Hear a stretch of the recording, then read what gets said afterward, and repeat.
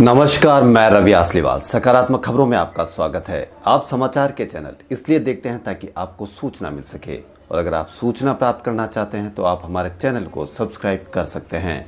और यदि आपको ऐसे चैनल देखने जिसमें सिर्फ किसी का अपमान होता हो, मन में गंदगी भरने का काम होता हो, और यदि आपको लड़ाई झगड़े की बहस में आनंद आता हो, तो हमारा ये चैनल ऐसी सुविधाएं नहीं देता है। इसलिए यदि आपको समाचारों वाला, न्यूज़ वाला चैनल देखना हो तो आप हमारे चैनल को सब्सक्राइब करें। तो बढ़ते हैं खबरों की ओर। अब रेलवे भी अपने कर्मचारियों के स्वास्थ्य की जानकारी रखेगा। इसके आदेश के तहत जयपुर, जोधपुर, अजमेर, बीकानेर मंडल और कारखानों को निर्देश दिए गए हैं कि वे 55 साल और इससे उम्रदराज कर्मचारियों और अधिकारियों से जुड़ी सूची 20 जून तक मुख्यालय को सौंपे। वरिष्ठ अधिकारी ने बताया कि 55 या इससे अधिक उम्र वाले कर्मियों की जानकारियां मुख्यालय भेजेंगे। मेडिकल बोर्ड बॉडी इन्वेस्टिगेशन करेगा। इससे पूर्व में हुई बीमारियों की जानकारी भी ली जाएगी। कोरोना मरीज वाले तेलंगाना में 24 घंटे में एक भी नया मरीज नहीं मिला है। इसी तरह कई राज्य, हिमाचल प्रदेश, मेघालय, नागालैंड, सिक्किम, लद्दाख, अंडमान निकोबार द्वीप समूह में भी सभी जांचों में नेगेटिव मरीज पाए गए हैं। राजस्थान के 11 जिलों में 16 नई नगर पालिकाएं गठित कर दी गई है। इनमें अलवर में 3, जयपुर में 2 नई नगर पालिका है। राजस्थान के सीएम अशोक गहलोत ने बजट में इसकी घोषणा की थी। यूडीएच मंत्री शांति धारीवाल ने शुक्रवार को गठन की मंजूरी दी और फिर नोटिफिकेशन भी जारी कर दिया। शनिवार से राजस्थान में कुल निकायों की संख्या 193 से बढ़कर 212 हो जाएगी। 6 नए निगम पिछले साल अक्टूबर में ही गठित कर दिए गए थे। पेट्रोल डीजल के दामों में लगातार 13वें दिन भी बढ़ोतरी की गई है। इस प्रकार पेट्रोल के दामों में रुकने का नाम ही नहीं ले रहा है। शुक्रवार को पेट्रोल 89 पैसे और डीजल 80 पैसे महंगा हुआ। पेट्रोल लगभग 86 रुपए प्रति लीटर पहुंच गया है। वहीं डीजल भी 78 रुपए के ऊपर पहुंच गया है। नोबेल शांति पुरस्कार विजेता मलाला यूसुफजई ने ऑक्सफोर्ड यूनिवर्सिटी में फिलोसॉफी और राजनीतिक और अर्थशास्त्र में अपनी डिग्री पूरी कर ली है। मलाला यहां लेडी मार्केट हॉल कॉलेज में पढ़ती थी। उन्होंने इस सफलता के जश्न की तस्वीरें साझा की है। रिजर्व बैंक के पूर्व गवर्नर उर्जित पटेल को राष्ट्रीय लोक वित्त एवं नीति संस्थान का चेयरमैन नियुक्त किया गया है। पटेल 22 जून से यह पद संभालेंगे। देश में 92% लोग तनाव या किसी कठिन समय में संगीत में राहत की तलाश करते हैं। वहीं 87% का मानना है कि पसंदीदा संगीत सुनने में वह काम पर ज्यादा ध्यान दे पाते हैं। इससे उत्पादकता भी बढ़ती है। 21 जून को विश्व संगीत दिवस से पहले जारी एक सर्वे में यह खुलासा किया गया है। भारत और चीन सीमा पर शहादत की खबर के बाद केंद्र सरकार चीन से आयात कम करने के रास्ते तलाश रही है। अब ई कॉमर्स में एक प्रावधान किया जा रहा है कि अब ई कॉमर्स कंपनियों को अनिवार्य रूप से बताना होगा कि वह जो सामान बेच रही है वह भारत में बना है या नहीं। राजस्थान में कोरोना मरीजों के लिए राहत की खबर। सीएम अशोक गहलोत ने राजस्थान के निजी अस्पतालों में कोरोना की जांच और इलाज की अधिकतम दरें तय कर दी है। राजस्थान में निजी लैब कोरोना वायरस के लिए 2200 रुपये प्रति जांच तथा अस्पताल कोरोना वायरस के लिए भर्ती मरीजों के लिए सामान्य बेड का किराया 2000 रुपये प्रतिदिन और वेंटिलेटर सहित आईसीयू बेड का किराया 4000 रुपये प्रतिदिन से अधिक चार्ज नहीं कर सकेंगे। अभी निजी लैब कोरोना वायरस के लिए 4500 रुपये तक वसूल कर रही थी। गहलोत ने यह भी कहा कि मरीजों से अधिक पैसा वसूलने वाले अस्पताल या लैब के खिलाफ कड़ी कार्रवाई की जाएगी। राजस्थान के जालोर जिले के सांचौर कस्बे में शुक्रवार को उल्कापिंड गिरने से सनसनी फैल गई। यह उल्कापिंड करीब 5 फीट जमीन में धंस गया। काले रंग का यह उल्कापिंड था और उल्कापिंड जब काफी गर्म था। कोरोना वायरस के इलाज के लिए भारतीय कंपनी ग्लेनमार्क की दवा बेबीविराफेर के आपातकालीन इस्तेमाल को मंजूरी दी गई है।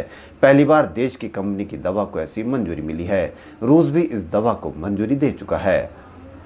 रिलायंस इंडस्ट्रीज के चेयरमैन मुकेश अंबानी ने शुक्रवार को कंपनी के पूरी तरह से कर्ज मुक्त होने की घोषणा की।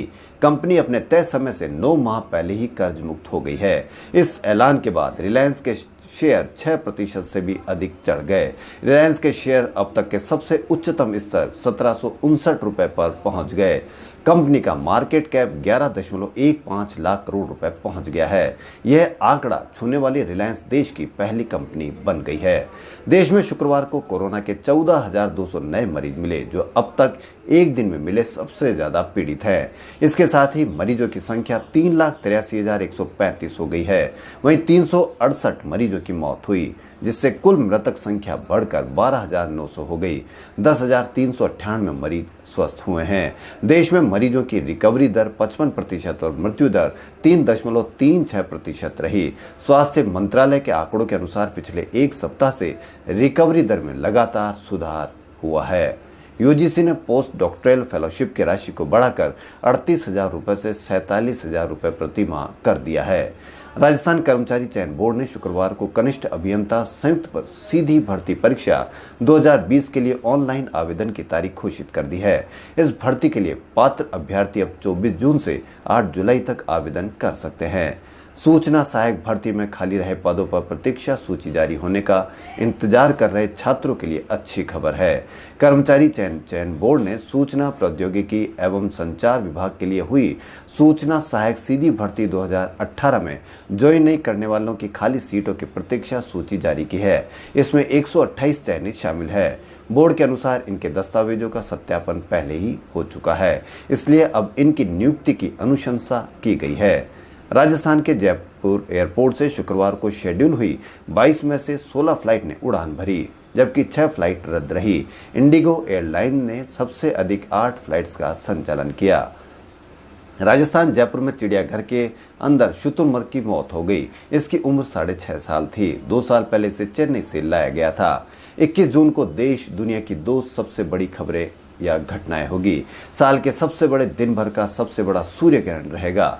इसमें सूर्य एवं पृथ्वी के बीच में चंद्रमा इस तरह से आएगा कि वह कंगन की तरह दिखाई देगा। इसे रिंग ऑफ फायर भी कहा जाएगा।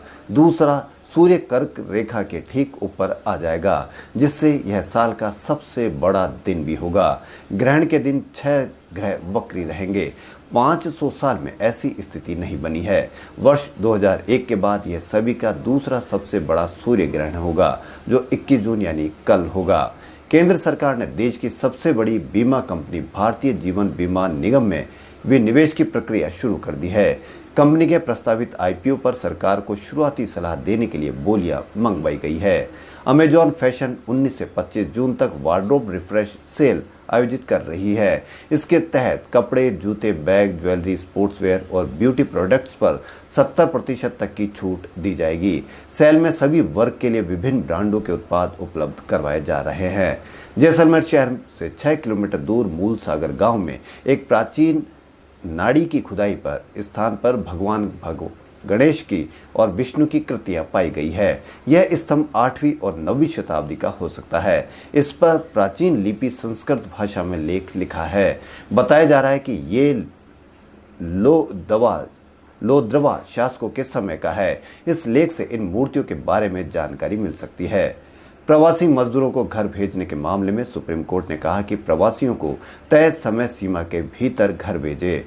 कोर्ट ने केंद्र राज्यों से अनुपालन सुनिश्चित करने के लिए कहा कि 9 जून का हमारा आदेश बहुत स्पष्ट है कि सभी प्रवासियों को 15 दिनों के भीतर घर पहुंचाना होगा। ऐसा नहीं हो कि इस प्रक्रिया को पूरा करना है, बल्कि उनको मूल स्थानों पर पहुंचाना है। कोर्ट ने कहा कि यह भी सुनिश्चित करे कि किसी भी प्रवासी को वापस जाने के लिए कुछ भी भुगतान न करना पड़े।